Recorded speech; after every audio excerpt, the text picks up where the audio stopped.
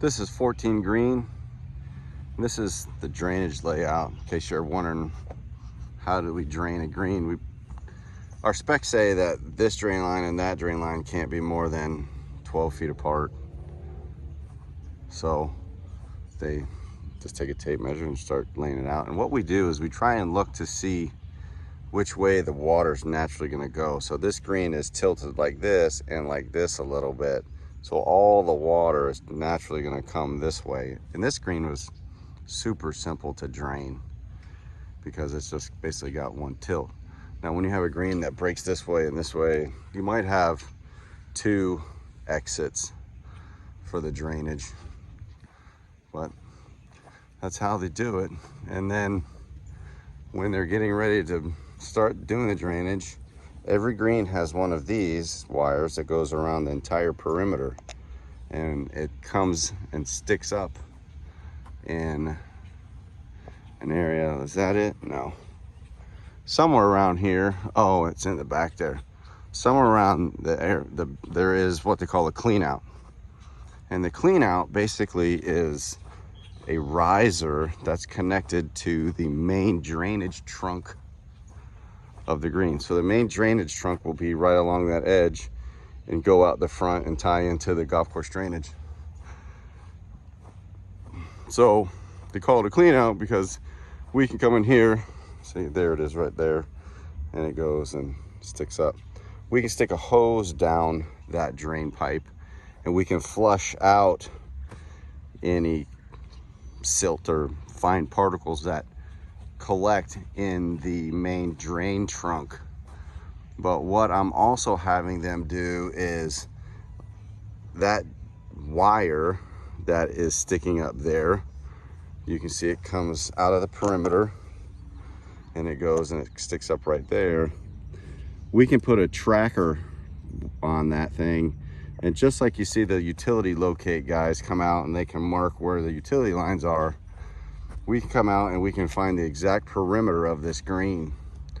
But in addition to that, I'm having them put wires on the drainage lines too.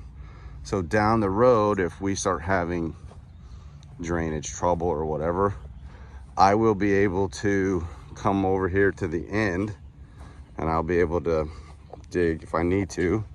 Let's just say we could dig like a little 2-foot square around this thing. We could dig down and we can find the end cap of this thing, plop it off, and we can put a hose in that way and flush the lines out if we needed to. That's going to be an exception, a very rare exception. But it's important to know where all these drain lines are.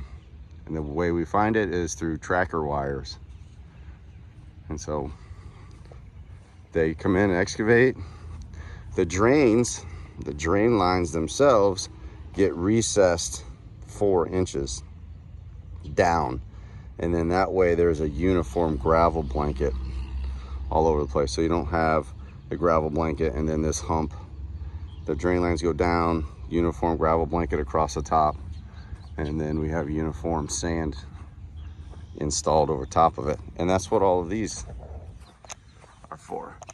Like that bottom line right there, that's 4 inches of gravel, and that, where is it? That line right there is 12 inches above it. So 4 inches of gravel, 12 inches of sand. You can see the stakes are all over the place, especially on features like this, where there's like a little dip. Right here, there's a little tiny dip as it ties into the exterior surrounds. So the markers will be a little bit closer. But you can see between that one and that one's pretty far. It's just a flat gradient. Here's another example. Right here, there's a little tiny bump right here. So they wanted to make sure that they denoted this bump by putting the gradient difference markers, the stakes, a little closer, so that when we're finalizing at the end, we'll know exactly where the hump is and we can make sure it gets installed correctly. So that's 14 green. Drainage is getting ready to get started. This is a cart path from 14 green to 15 tees. So we've taken out all the asphalt, and as you can see, the black pipe is 6-inch main line for the irrigation water, and the white pipe is the air line that we are going to run all the way to the lake over there in front of 18 T's. It's kind of hard to see the lake.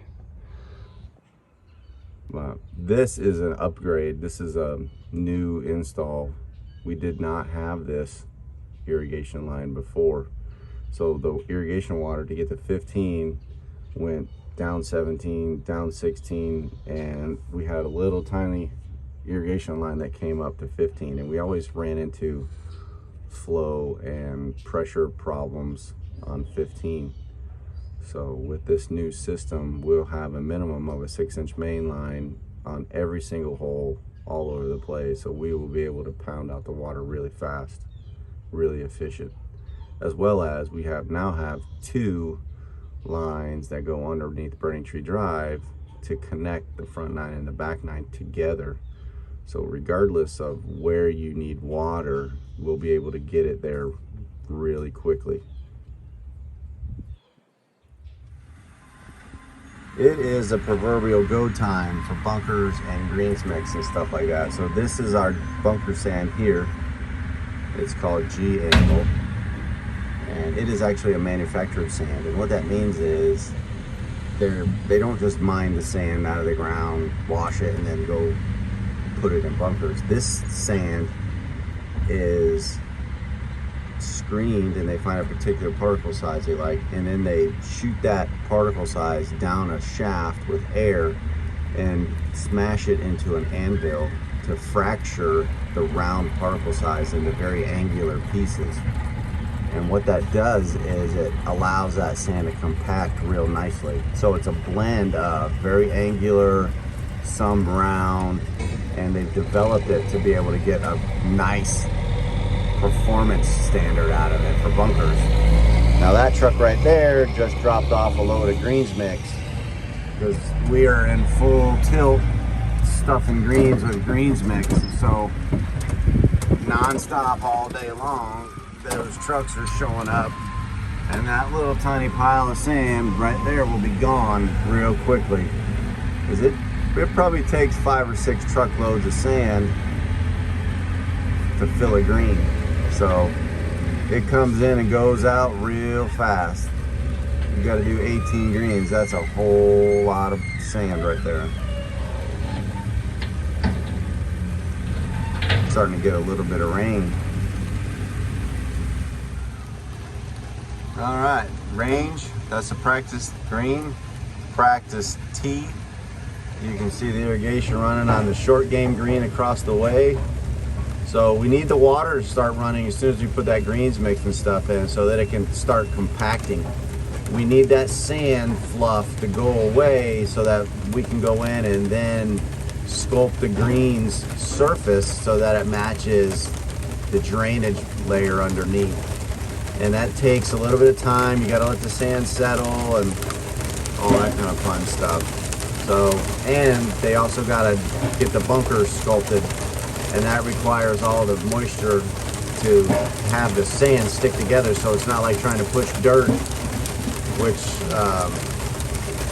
just doesn't hold together. They need that moisture to be able to make that sand somewhat clump together so they can really get the fine detail of the bunker complexes. Irrigation is going in the driving range. They've got the tee done. They're moving out to the range floor. This is all of the cart path area. It's going to be concreted hopefully the end of this week. I'm going to start pouring all this in concrete. Right here you have a nice little cart parking area. So the concrete will start over there behind 9 green and come all the way in, and then all of this will be a nice curb. And then up here you can see we have more cart parking.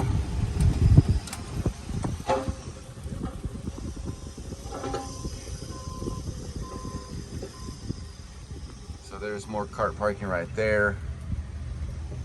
And then all of this area up here, the tee, you kind of see the greens mix The T starts right there at those flags, kind of curves around. This area up here will just be rough cut grass, because we've got to wait for the teaching building to get put in.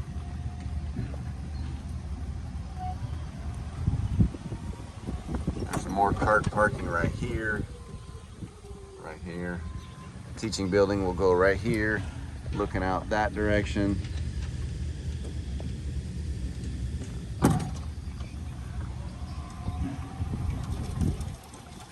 More cart parking right here.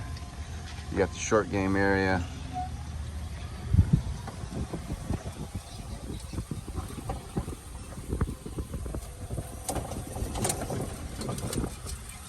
So this is short game parking area all along here. That's your short game practice area. You can see the flags on that bunker over there. That's so they know where the grass line goes.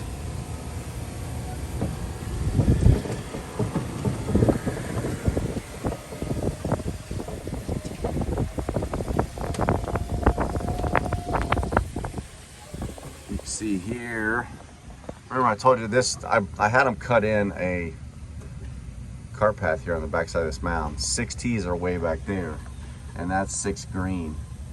But the only way around is through these 2 berms, and I just didn't want to have to get stuck with my guys or whatever. So if we needed to sneak past people on 6 tees or 6 green, we can use this cart path here. This is the little waste area, cart path area on 6. So you have a nice ample area to park your cart. You can see the greens bunkers are getting cut in. They chisel all that out with shovels and then scoop it out with that excavator right there and get rid of all that extra dirt.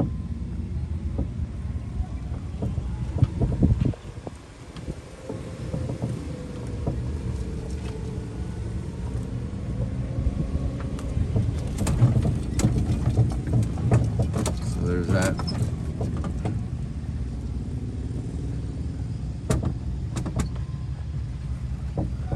And then over here, this bunker was sodded last week, and we're getting ready to spray it. But today's probably not going to happen with the spray because it needs to be super dry. The polymer that's in that, those barrels right there require less than 15% moisture in the stone, and as you can see, I don't think a dry down is going to be possible today. So tomorrow we'll try again. So our Shaper Jody there on the tractor is just about got this green dialed in. Started working on this late yesterday afternoon, and you keep probing and moving sand with the box there, and then you just kind of drag everything to the front. You can see this green's got a little bit too much sand in it. So they just load it up and they haul it off to another green that needs sand, and we put it in there. So it is just a process of poke and prod and see what areas need to go up, which areas need to go down, and then just push and pull on the dirt till you get it just right. Short game practice bunkers all sodded up, looking good.